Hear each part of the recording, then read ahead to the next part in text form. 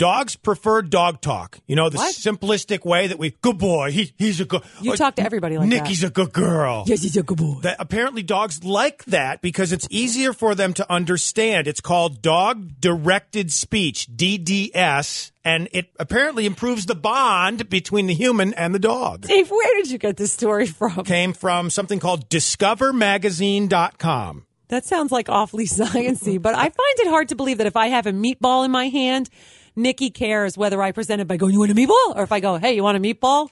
I think she's like, meatball? My name is Doug. My master made me this collar so that squirrel! Hey, if you do DDS, dog-directed speech, apparently it helps you. So I think we maybe ought to do that for an entire show. I think I'm going to try that for husband-directed speech. Dave, come here. You're such a good boy. Yes, you are.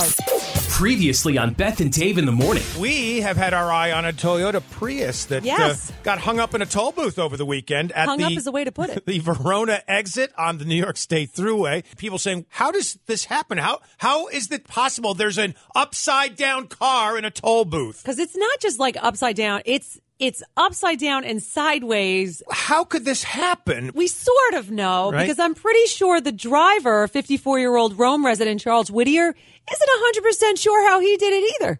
Because apparently, even though he has a medical marijuana card, right, doesn't authorize him to drive stoned off of his face, which apparently is what he was doing. Well, the officer that got there on the scene, an Officer Page, said he thought it was something out of the, quote, Dukes of Hazzard. Crazy. And then he did smell the marijuana immediately. I'm so wasted. So's your car, dude.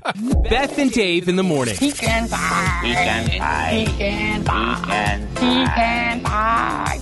On Light 98.7. Good morning. And how are we doing with this weight wager? We're less than 3 weeks away from the weigh-in, right? I think I'm winning. I've gone to low carb, no processed foods, no wipe anything, basically. Okay.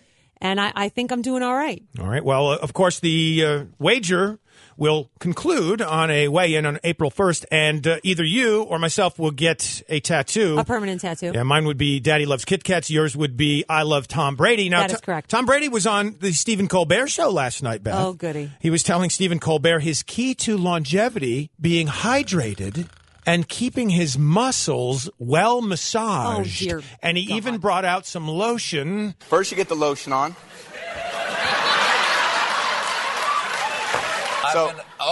See? Oh, man.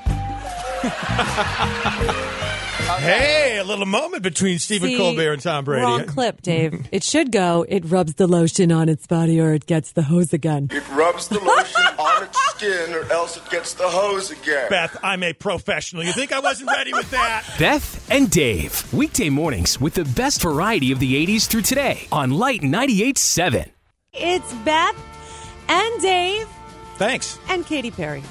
Yes, we played that clip a few moments ago from the judge on the newly rebooted American Idol show. Here was the clip. I really like to get real personal with these kids. And last night, Trevor Holmes just got finished singing and was describing himself to Katy Perry. I'm a part-time songwriter, part-time construction worker, wanting to be full-time musician, but sometimes you got to pay the You're bills. so hot. Oh, Only hot guys are typically named Trevor.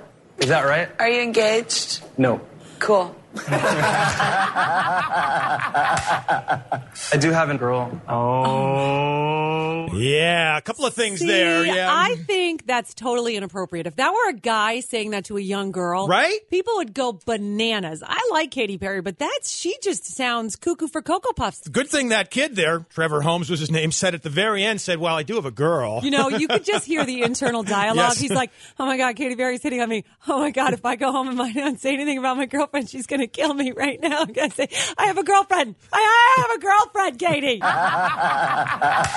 Now, what's worse, her hitting on the contestant or the cackling going on by the males? Well, I think they're just awkward, but I have to tell you, if I was that kid's mom, I would be so mad. Do you ever have that moment? It's kind of like when you set your clock ahead and you think you're running late and then you forget that you set your clock ahead, but you really did, and then it turns out you're actually early for something. Okay. Same kind of thing happens with leftovers sometimes, where you put the leftovers in the fridge, you forget to have the leftovers, and then you remember that you have the leftovers at the very same moment that you're craving said leftovers.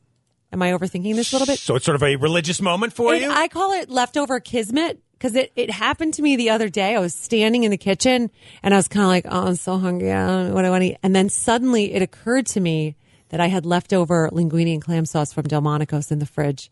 Just like a perfect moment of craving something and actually having it in the refrigerator, which so infrequently happens. Yes, it was like that. It was actually literally like that. So you're having an epiphany? How about that? Beth and Dave. No. Nope. No. What else you got? Weekday mornings with the best variety of the 80s through today on Light 98.7.